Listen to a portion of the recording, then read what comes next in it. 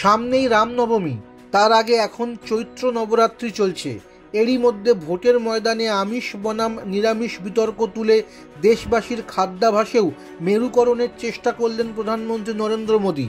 নবরাত্রির সময় বা শ্রাবণ মাসে মাছ মাংস খাওয়া বা তার ভিডিও নেট দুনিয়ায় দেওয়াকে মোগলদের মানসিকতা বলে আজ বিরোধীদের আক্রমণ করেছেন মোদী।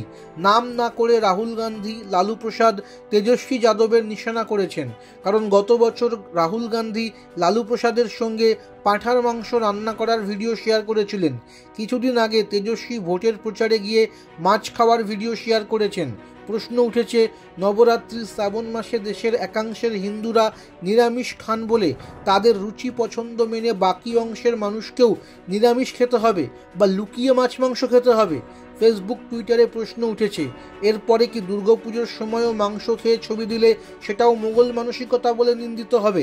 তৃণমূলের সাধারণ সম্পাদক অভিষেক বন্দ্যোপাধ্যায় আজ ময়নাগুড়িতে ভোট প্রচারে গিয়ে বলেছেন, বিজেপি শুধু আপনাদের ভোট চায় না, আপনারা কি পড়বেন, কোথায় যাবেন, কি খাবেন, কাকে ভালোবাসবেন, কার সঙ্গে কথা বলবেন, ভারতবর্ষের প্রধানমন্ত্রী সেটাও ঠিক করে দিতে চান। আপনার জীবনের সিদ্ধান্ত বিজেপি নিতে চায়।